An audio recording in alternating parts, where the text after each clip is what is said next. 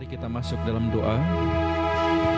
Ya Tuhan, sungguh waktu Tuhan pasti yang terbaik, karena Tuhan penuh hikmat, kuasa, dan apa yang Tuhan rencanakan itu pasti yang terbaik bagi setiap kami umat-Mu.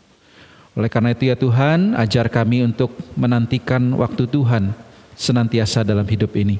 Dan saat ini tiba waktunya juga bagi kami untuk mendengarkan firman Tuhan. Berikan kami kemampuan untuk bisa memahami kehendak Tuhan melalui firman-Mu. Dalam nama Tuhan Yesus kami sudah berdoa. Amin. Silakan duduk Bapak Ibu Saudara. Bapak Ibu Saudara, tidak terasa sudah memasuki bulan Desember dan tanggal 1 ini Saudara ya, kita memasuki masa Advent. Saudara, mungkin sebagian kita sudah tahu Saudara ya, tapi mungkin juga perlu kita memaknai sekali lagi tentang Advent itu Saudara ya. Masa Advent atau dari bahasa Latin Adventus yang artinya kedatangan adalah periode sebelum Natal diperingati yang terdiri dari 4 hari Minggu Saudara sebelum Hari Raya Natal 25 Desember. Jadi tahun ini tanggal 1, 8, 15, dan 22 ya, ada 4 masa Advent.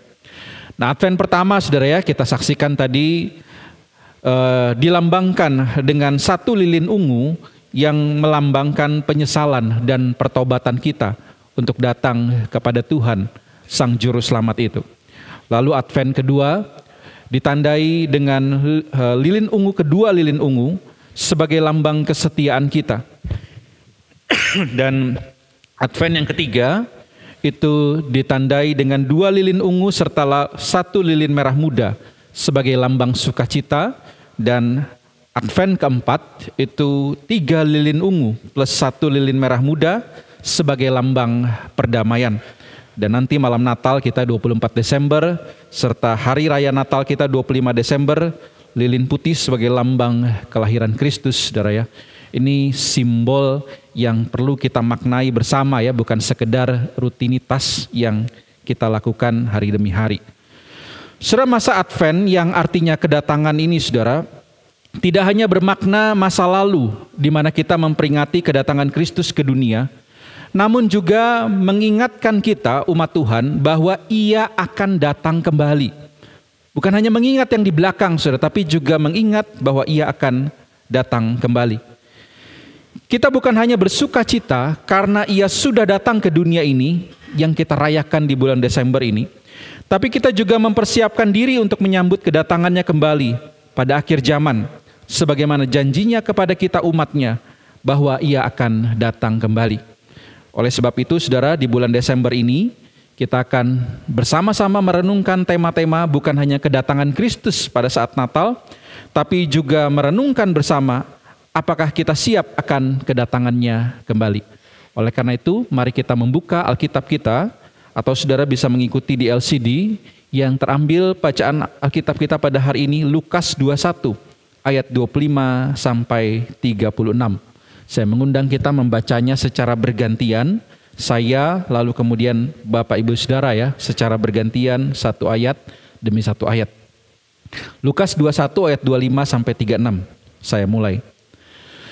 Dan akan ada tanda-tanda pada matahari dan bulan dan bintang-bintang, dan di bumi bangsa-bangsa akan takut dan bingung menghadapi deru dan gelora laut.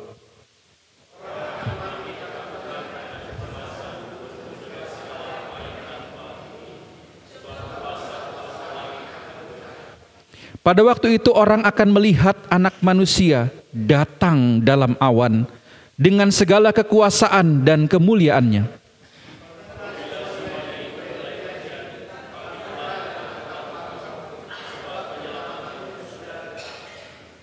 Kita lanjutkan. Lalu Yesus mengatakan perumpamaan ini kepada mereka. Perhatikanlah pohon ara atau pohon apa saja.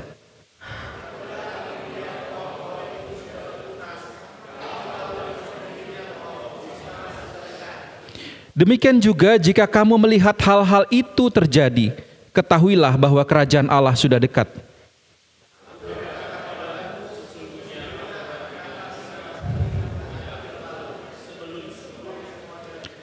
Langit dan bumi akan berlalu, tetapi perkataanku tidak akan berlalu.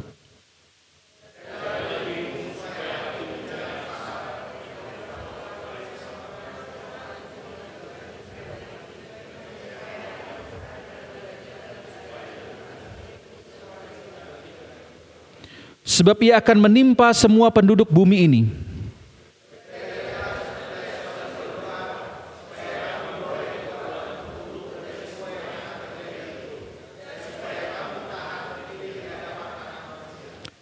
Ini minta maaf saudara, kalau agak membingungkan, dalam kurung itu pembeda antara TB1 dan TB2 saudara ya.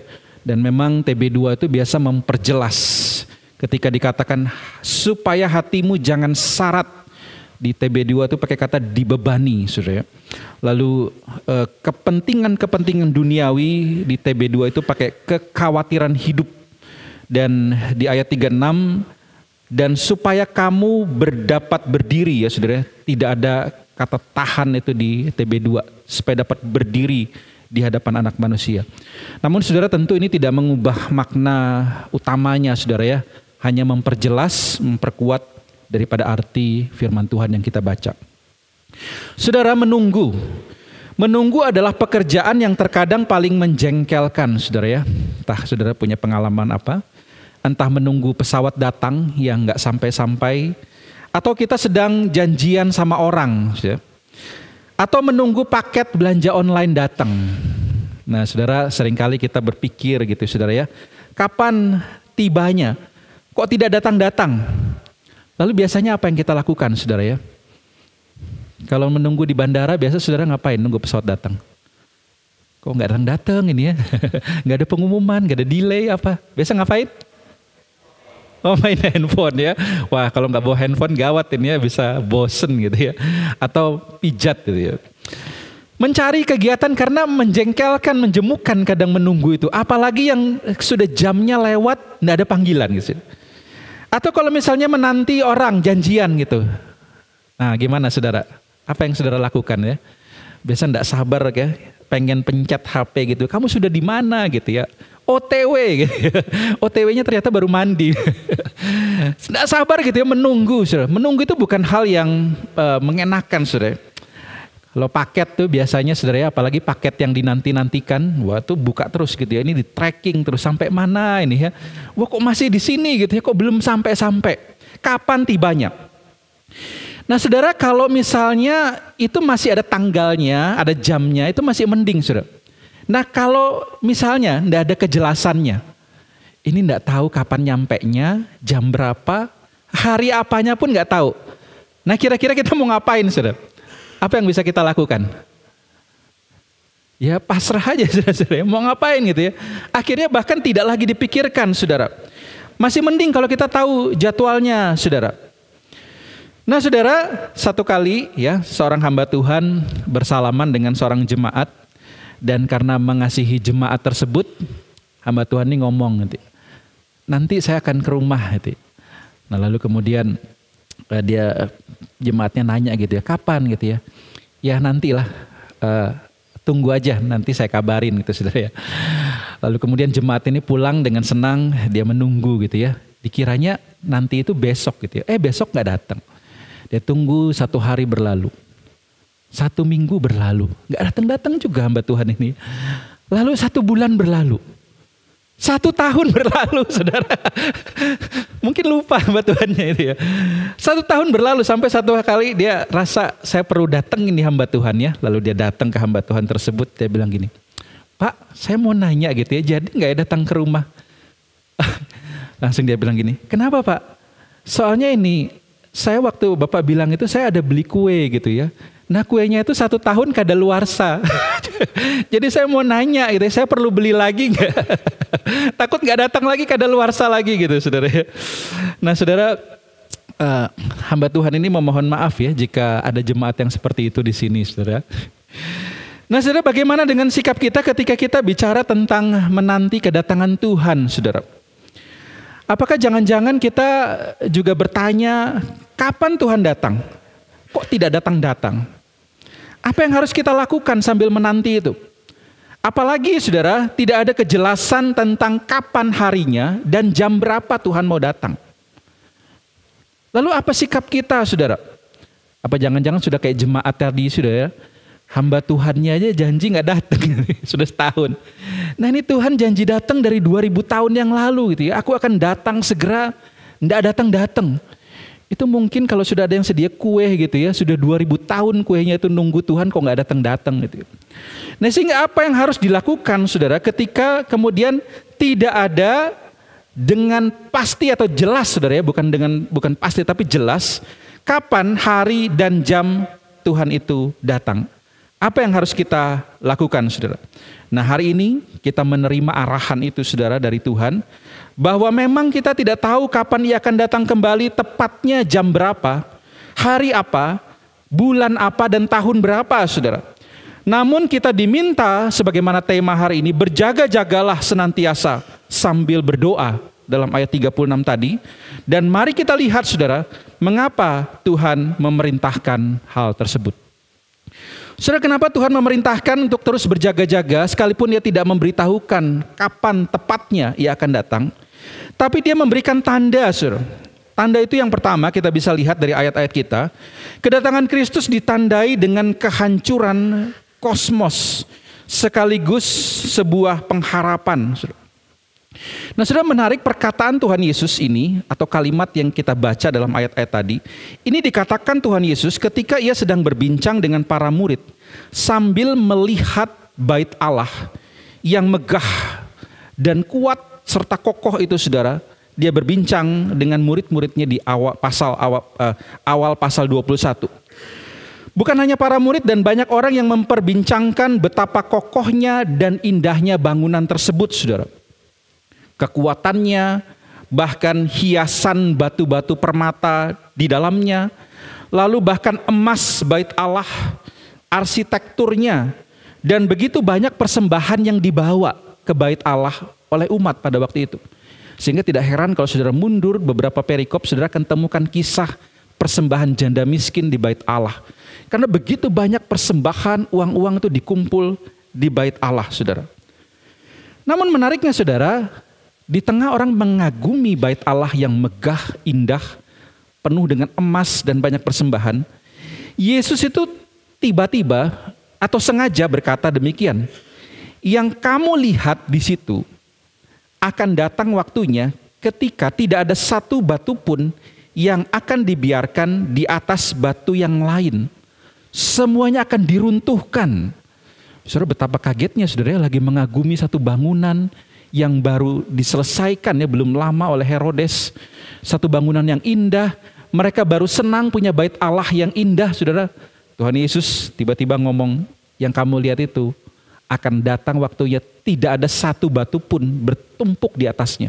Semua akan dihancurkan. Lalu saudara, belum berhenti di sana, Tuhan Yesus lalu kemudian berkhotbah kepada para murid. Dia berkata bahwa bukan hanya bait Allah, tapi diikuti dengan munculnya penderitaan, penyesatan, dan bahkan kehancuran Yerusalem. Ini kok tambah serem beritanya itu saudara. Bukan hanya bait Allah yang dikatakan akan hancur, tapi bahkan ada muncul penderitaan, penyesatan, dan akhirnya kehancuran Yerusalem. Lalu bukan hanya Yerusalem, lalu masuk ke dalam ayat yang kita baca itu. Tuhan Yesus berkata bahwa akan ada tanda di langit, akan ada tanda matahari, bulan, dan bintang. Matahari menjadi gelap gitu saudara. Kalau kita baca di ayat tadi saudara ya, akan ada tanda-tanda pada matahari, bulan, dan bintang. Kalau Injil Markus katakan lebih detail saudara, dikatakan matahari akan menjadi gelap, bulan tidak akan memancarkan sinarnya, ya karena mataharinya gelap saudara, dan bintang-bintang berjatuhan. Oh, bukan hanya bait Allah yang digambarkan hancur, bukan hanya Yerusalem dalam pengepungan dan hancur, tapi bahkan kosmos atau bumi ini saudara. Saudara bayangkan matahari itu tidak bercahaya saudara. Mungkin ada orang yang bilang, oh tenang Musa, ada PLN gitu ya. Tinggal nyalain lampu kalau nggak ada matahari gitu ya. Nggak ada bulan, nggak ada masalah, tinggal nyalain PLN. Tapi saudara, matahari bukan hanya bicara tentang cahaya, tapi pemberi kehidupan, saudara. Dia yang menumbuhkan itu fotosintesis sehingga bumi ini atau makhluk-makhluk hidup bisa bertumbuh. Bukan hanya bicara cahaya tapi juga bicara suhu sehingga kita itu tidak membeku, saudara, kedinginan. Tanpa matahari kita ini akan menjadi kutub, saudara. Sehingga boleh dibilang ketika matahari berhenti bercahaya, maka itu adalah suatu bencana. Dan tidak heran Tuhan Yesus kemudian mengatakan, dan di bumi bangsa-bangsa akan ketakutan dan bingung menghadapi deru dan gelora laut. Saudara, kalau nonton banyak sekarang ya film tentang apokalips atau kiamat itu, saudara ya. Ketika kemudian terjadi gravitasi itu, saudara, maka ada tsunami yang menyapu kota-kota, perubahan iklim, sehingga saudara bangsa-bangsa ini bingung, tidak tahu mau diapain, sudah ya, bumi ini. Karena pengaruh daripada gravitasi itu begitu besarnya, sehingga dikatakan di sini bangsa-bangsa ketakutan dan bingung menghadapi gelora laut itu, saudara ya, yang menghantam, menimbulkan bencana alam, dan sehingga dikatakan, saudara, oleh Tuhan Yesus dalam bagian ini, mengakibatkan orang-orang mati ketakutan. Saudara, ini satu hal yang mengerikan, saudara ya. Seandainya bukan Tuhan Yesus yang ngomong, kita akan bilang, janganlah kalau bisa, jangan terjadi hal yang demikian. Atau kalau di terjemahan yang lama, saudara, itu ada kata kecemasan. Sehingga boleh dikatakan mereka mati karena kecemasan. Bukan hanya mati karena bencana itu terjadi, saudara, tapi bahkan satu kecemasan karena kondisi yang tidak pasti ini, saudara, kondisi yang begitu bahaya, kondisi yang begitu mengerikan, sehingga mereka bahkan mati karena cemas itu, karena takut tersebut akan bahaya yang ditimbulkan oleh karena kehancuran kosmos ini, saudara, sebagai tanda daripada kedatangan Kristus, saudara. Namun menariknya, saudara, hal ini tiba-tiba dikontraskan, saudara, dibedakan. Satu hal yang hancur, yang chaos itu, saudara, yang kacau balau, lalu kemudian Tuhan Yesus katakan demikian, saudara. Di tengah hal tersebut Yesus katakan, pada waktu itu, di tengah kekacauan tersebut, maka orang akan melihat Anak Manusia datang dalam awan dengan kuasa dan kemuliaan yang besar. Saudara, satu perbedaan, satu kontras yang begitu dalam digambarkan, saudara. Gambaran hancurnya, jatuhnya, guncangnya kuasa-kuasa langit atau kosmos atau dunia ini, saudara. Matahari, bulan, dan bintang yang tadinya diandalkan untuk menghidupi bumi ini, saudara, memberi cahaya dan kehidupan, menjadi gelap dan berjatuhan, saudara. Hal itu mengakibatkan deru air dan gelora laut di bumi, gravitasi yang kacau balau dan bencana alam mengakibatkan kehancuran, dan begitu banyak kematian.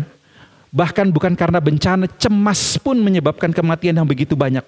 Dan di dalam situasi tersebut dikontraskan ada kehadiran satu pribadi yang datang dalam awan dengan kuasa dan kemuliaan yang besar.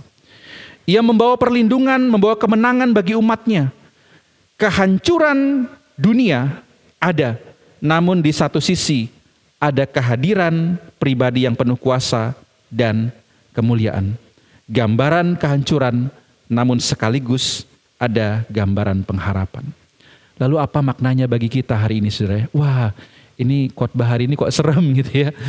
Ada gambaran kehancuran yang Tuhan Yesus katakan itu pasti terjadi. Dan itu menandai kedatangannya kembali. Kalau ia pasti datang kembali, maka tanda ini pasti terjadi. Saudara, lalu apa maknanya bagi kita hari ini? Saudara, kedatangan Tuhan Yesus kembali, memang, saudara, diawali dengan tanda hancurnya kuasa-kuasa yang selama ini menjadi andalan. Bahkan puncak dari segalanya adalah hancurnya dunia ini. Namun ada satu pengharapan, dan ketika hal itu terjadi, saudara, ayat 28 tadi katakan demikian.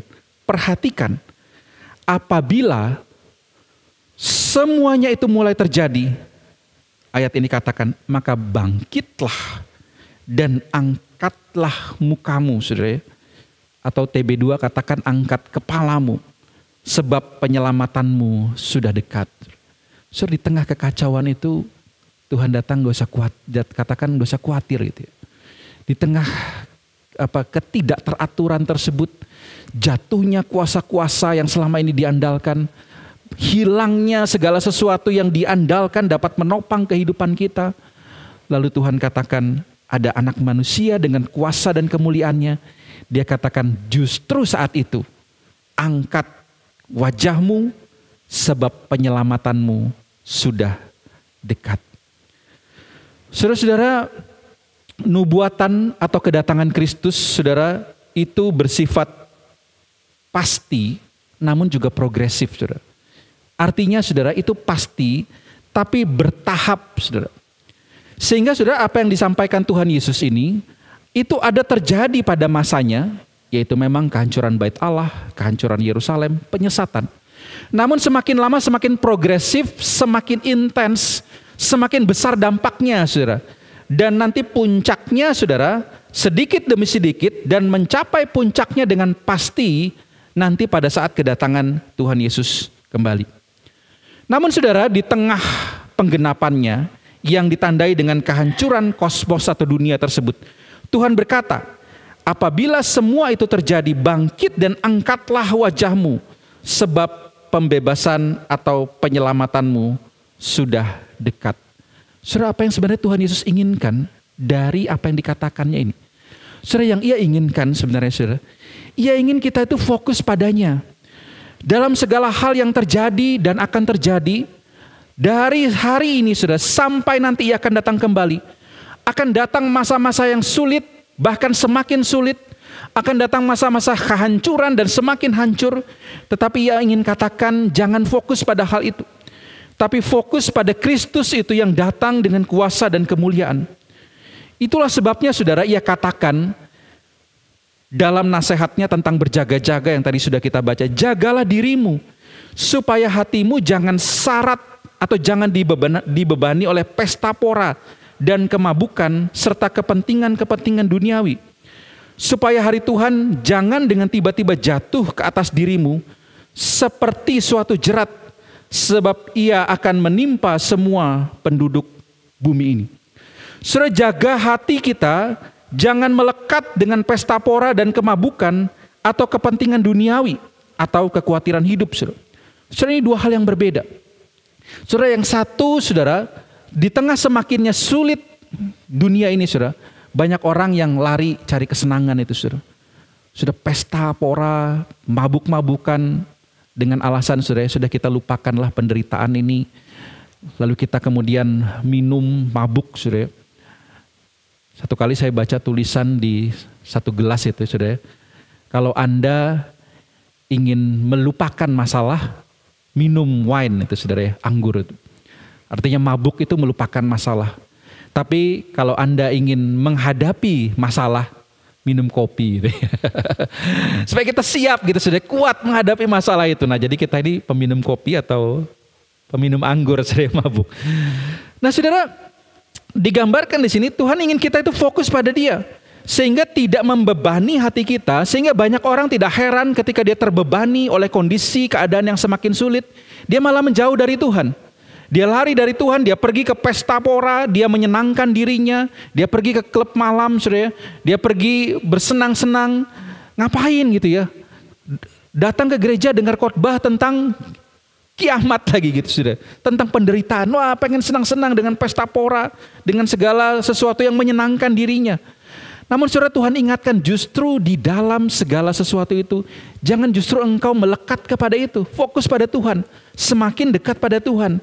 Jangan justru engkau melekat kepada pesta pora dan kemabukan tersebut, sehingga membuat engkau melupakan Tuhan. Atau sebaliknya, saudara, kepentingan-kepentingan duniawi atau kekhawatiran hidup itu menghimpit kita, sehingga kita semakin menjauh dari Tuhan.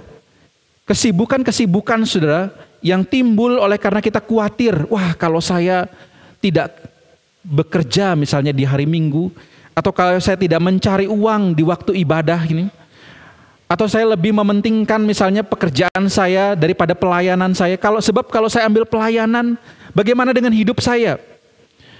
Nah, ini saudara, menjauhkan dia, saudara, yang mengurangi waktunya dengan Tuhan. Mungkin dia tidak lagi berdoa, mungkin dia tidak lagi baca Alkitab, karena dia khawatir kalau dia gunakan waktu itu untuk dekat pada Tuhan, dia tidak akan cukup bisa menghidupi kehidupan. Nah, Tuhan ingatkan saudara, oleh sebab itu jangan hatimu melekat kepada itu yang membuat engkau jauh daripada Tuhan. Saudara, iblis saudara, di tengah-tengah kesukaran umat manusia, dia justru ingin menggoda kita supaya kita jauh dari Tuhan. Godaannya itu saudara bisa berupa kesenangan. Dia tarik kita, dia berikan kita kesenangan duniawi. Dia berikan kita target-target duniawi.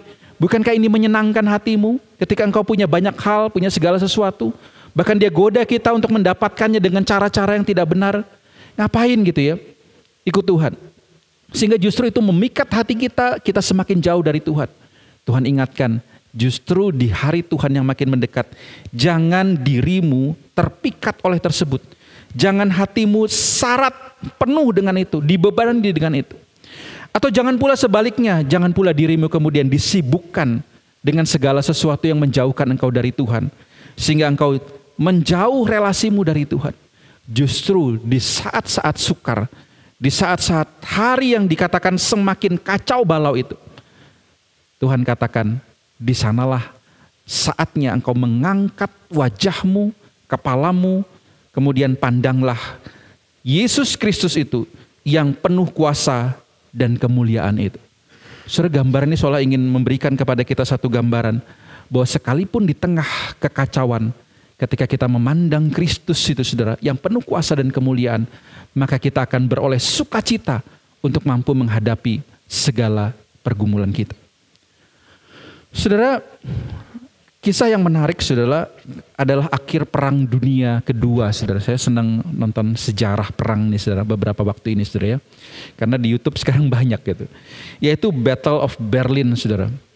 Ini kisah tentang ketika Nazi Jerman itu terpaksa menyerah saudara. Setelah dia menghancurkan banyak kota, mendesak Rusia itu sampai ujung saudara. Tapi dia tidak bisa mengalahkan Rusia. Lalu Rusia itu serang balik saudara. Dan kemudian itu ada march itu saudara, iring-iringan tank dan tentara Rusia itu melewati kota-kota yang tadinya sudah dihancurkan Nazi itu saudara. Mereka terus beriringan tentara Rusia itu sampai ke Berlin itu saudara. Dan kemudian membebaskan kota-kota di sepanjang perjalanannya. Saudara, lalu digambarkan oleh lukisan ini saudara. Di tengah kehancuran kota, di tengah penderitaan, di tengah tangis, luka, kematian saudara. Tapi begitu rakyat ini melihat tentara merah itu saudara, Red Army itu sebagai pembebas mereka yang mengalahkan Hitler dan Nazi Jerman itu saudara. Wah, mereka berbaris saudara di sepanjang jalan itu lalu mengangkat topinya. Begitu bersukacita meskipun ada luka, meskipun mereka saudara bajunya sudah kumal, mereka kelaparan karena perang itu saudara. Sekalipun mereka berduka karena kehilangan saudara-saudaranya dalam perang. Tapi ketika tentara itu masuk saudara, mereka begitu senang meneriakan gitu kemerdekaan mereka, mereka bebas. Nah saudara, sesungguhnya mungkin gambaran kedatangan Kristus itu jauh lebih dari ini saudara. Di tengah kekacauan yang terjadi, di tengah bencana-bencana baik alam ini maupun peperangan yang digambarkan, penderitaan yang akan terjadi, yang semakin hari semakin buruk saudara. Tapi ketika kita memandang Kristus yang datang itu saudara, dengan kuasa dan kemuliaan, ini melebihi tentara merah itu saudara. Inilah yang menimbulkan kita semangat, sukacita, pengharapan. Bahwa sekalipun aku harus menghadapi berbagai pergumulan dan kesukaran menjelang akhir zaman itu. Tapi kalau Tuhan itu datang saudara, dengan kuasa dan kemuliaan, ini yang memberikan semangat, memberikan sukacita saudara. Saudara, di Natal tahun ini saya juga menghimbau kita saudara, jangan kita kehilangan fokus yang akhirnya membuat kita kecewa. Mungkin hari ini saudara ya, orang Natal datang banyak ekspektasi saudara ya, berharap entah dari apa saudara, kemewahannya atau bahkan mungkin makanannya gitu saudara. Sampai lupa mengangkat kepala dan memandang Sang Juru Selamat itu yang datang dan terpesona dan penuh pengharapan karena melihat Sang Juru Selamat. Jangan sampai fokus kita itu teralih saudara ya. Malah nanya, Natal ini ada konsumsinya enggak ya? Kalau enggak asik gitu. Natal tahun ini pembicaranya dari luar atau dari dalam gitu ya. Wah, kalau dari dalam kayak bosen gitu ya. Natal tahun ini dekorasinya bagus atau enggak ya? Ah, kalau enggak males gitu. Sampai lupa saudara, fokusnya teralihkan bukan lagi kepada Kristus yang datang dengan kuasa dan kemuliaan itu, yang memberikan pengharapan di tengah pergumulan, yang memberikan pengharapan di tengah kekacauan dunia ini saudara, yang semakin hari bahkan puncaknya kehancuran dunia ini saudara. Sampai lupa melihat itu saudara, dan mendapatkan semangat sukacita karena memandang hal yang keliru. Oleh karena itu saudara, mari di Natal tahun ini jagalah fokus kita saudara, tetap pada Kristus yang datang dengan segala kuasa dan kemuliaan. Lalu yang kedua saudara, menariknya di dalam gambaran ini saudara, kedatangan Kristus ini memiliki tanda-tanda yang mendorong kita untuk mempersiapkan diri. Kalau yang pertama tadi memerintahkan kita untuk fokus, jangan lihat kekacauannya, tapi lihat Kristus yang datang itu. Namun yang kedua saudara, ini bicara tentang dorong dirimu untuk persiapkan diri. Ayat 29 sampai 31 ini bicara tentang perumpamaan pohon ara. Yesus mengatakan perumpamaan ini kepada mereka, perhatikanlah pohon ara atau pohon apa saja. Nah, ini menarik saudara, Lukas mencatat bagian ini ada pohon apa saja. Di Injil yang lain itu hanya pohon ara. Memang Lukas ingin menekankan, karena Injil Lukas ini untuk bangsa non-Yahudi. Siapa tahu enggak punya pohon ara. Enggak kebayang pohon ara itu kayak apa. Makanya Lukas katakan, "Dah pohon apa aja?" Saudara ya. Apabila kamu melihat pohon-pohon itu sudah bertunas, kamu tahu dengan sendirinya bahwa musim panas sudah dekat. Demikian juga jika kamu melihat hal-hal itu terjadi, ketahuilah bahwa kerajaan Allah sudah dekat. Nah saudara, Tuhan Yesus ingin menggambarkan bahwa kedatangan kerajaan Allah itu ada tandanya. Ada ciri-cirinya. Dan dia coba gambarkan ciri-cirinya itu seperti musim. Kalau pohon ini sudah muncul tunas, itu berarti musim hujan mau berakhir dan masuk musim panas gitu saudara. Nah saya kurang ahli tanam menanam saudara ya. Biasanya yang ahli ini akan tahu ini ya, kalau musim rambutan itu tandanya musim hujan apa musim kemarau gitu ya. Kalau pohon itu mulai berbunga, nah itu tandanya musim hujan atau musim kemarau. Tapi petani bisa menilai ini saudara ya, dari kebiasaan bahkan dari ilmu alam ini saudara. Nah Tuhan Yesus ingatkan kerajaan Allah itu seperti itu. Ketika ia datang, ia ada tanda-tandanya. Oleh karena ia punya tanda-tanda, kita didorong untuk bersiap-siap. Karena tanda-tanda itu bukankah sudah ada di sekitar kita? Bukankah tanda-tanda penganiayaan, tanda-tanda kehancuran, tanda-tanda peperangan, bencana alam silih berganti? Bukankah itu sudah ada? Mungkin orang akan bilang, wah Musa ini nakut-nakutin aja gitu ya. Janganlah Musa, kita itu berharap bumi ini semakin baik. Ya. Kita berharap dunia ini semakin indah gitu. Saudara, saya mau ingatkan saudara, segala sesuatu di dunia ini ada masa pakainya saudara ya. Bahkan kita kalau ulang tahun dikatakan, apa doanya? Semoga sehat-sehat. Saudara, kita mau sehat bagaimanapun, mau minum obat apapun, tetap saudara, ada masa pakainya tubuh ini. Ada saatnya kita semakin lemah, banyak penyakit, dan akhirnya dipanggil Tuhan, saudara, meninggal. Kita tidak bisa saudara, karena memang ada masa pakainya segala hal yang fana dalam dunia ini. Termasuk saudara, matahari, bulan, planet-planet, tempat yang kita tinggalin pun ada masa pakainya saudara. Jadi jangan berpikir bahwa matahari itu akan abadi selamanya bersinar. Jangan berpikir bahwa bulan itu abadi gitu ya, akan tetap begitu selama-lamanya. Sudah ada masa pakainya dan kita tidak tahu kapan itu berakhir. Nah tugas kita tentu memperpanjang masa pakainya, merawatnya saudara ya. Tapi ingat, sekuat-kuatnya kita menjaga, tetap ada masa pakainya dan satu saat pun pasti berakhir saudara. Sehingga saudara, apa yang dikatakan bahwa tanda-tandanya sudah kelihatan. Semakin menurun, semakin rusak, dan kita berusaha menjaganya, tapi tetap ada masa pakainya. Dan satu saat akan berakhir. Sehingga apa yang kita lihat, inilah tanda-tanda kedatangan Tuhan sudah dekat. Oleh sebab itu dikatakan, berjaga-jagalah sambil berdoa. Kenapa saudara? Karena kita akan beroleh kekuatan untuk menghadapi segala hal yang terjadi dan akan terjadi. Tuhan ingatkan kamu perlu berjaga-jaga. Berjaga-jaga ini apa nih? Artinya awas, waspada. Selalu lihat bahwa di tengah-tengah kesulitan, di sanalah waktunya iblis untuk menggoda engkau. Supaya engkau tidak siaga. Engkau akan dikatakan masih banyak waktulah untuk menyembah Tuhan.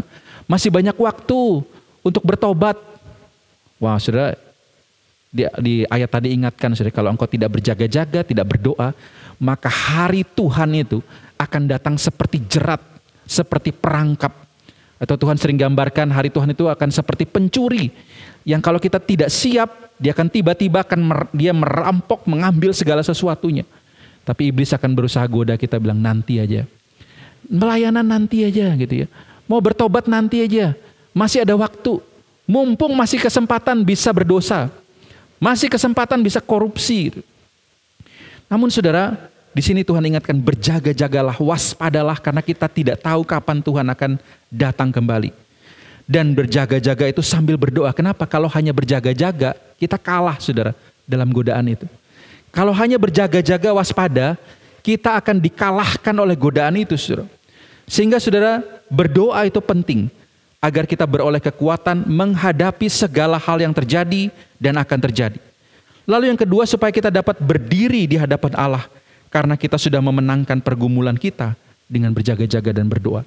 Kita dapat berdiri di hadapan Allah dan berkata, Tuhan, aku sudah berjaga-jaga, aku sudah berdoa, aku sudah siap kapanpun Tuhan datang kembali. Saudara, dua hal ini, saudara ya, yang sama-sama kita bawa pulang hari ini. Melalui firman Tuhan ini, mari saudara, pertama, kedatangannya kembali dengan tanda kehancuran, tapi sekaligus sebuah pengharapan. Jangan hilang fokus kita pada Tuhan. Jangan biarkan kesusahan dunia ini mencuri fokus kita. Jangan biarkan kesenangan dunia ini mencuri fokus hidup kita. Jangan biarkan engkau tenggelam dalam pesta pora, mabuk dunia ini. Tapi pandanglah Tuhan, angkat wajahmu padanya yang datang dalam kuasa dan kemuliaan. Tetap fokuskan dirimu pada Tuhan menjelang kedatangannya. Yang kedua, saudara, kedatangannya kembali memiliki tanda-tanda. Seperti pohon yang memberi tanda musim akan berganti. Dan ketika tanda-tanda itu muncul, persiapkan dirimu. Itu tandanya sudah dekat. Berjaga-jaga dan berdoa. Jangan tunda lagi apa yang bisa engkau lakukan untuk Tuhan. Supaya engkau dikatakan melalui doa itu, engkau beroleh kekuatan menghadapi segala sesuatunya. Dan engkau dapat berdiri di hadapan Tuhan ketika Ia datang. Engkau berdiri dengan penuh sukacita karena Ia boleh berkenan di hadapan kepada kita semua, saudara. Saudara yang dikasihi Tuhan, biarlah ini menjadi renungan menyambut Natal kita semua. Berjaga-jagalah sambil berdoa dan tetap fokuskan hidup kita pada Tuhan. Mari kita tunduk kepala, kita berdoa. Ya Tuhan, terima kasih. Di Advent pertama ini, kami belajar dari firman Tuhan. Bahwa dunia ini akan berlalu, namun firman Tuhan tidak akan berlalu. Bahwa kehancuran itu akan tiba, namun di balik kehancuran itu, ada pribadi yang penuh kuasa dan kemuliaan yang akan hadir memberikan pengharapan dan kekuatan bagi kami orang percaya. Tolonglah kami ya Tuhan, justru di tengah-tengah penderitaan dunia ini, banyak godaan yang membawa kami jauh dari Tuhan. Menyibukkan kami sehingga justru semakin dekat hari Tuhan, kami semakin menjauh dari Tuhan. Oleh karena itu tolonglah kami ya Tuhan, kami setia mau berdoa supaya kami beroleh kekuatan untuk menghadapi segala godaan. Supaya kami beroleh kekuatan untuk menghadapi segala hal yang terjadi dan bahkan yang akan terjadi di masa yang akan datang.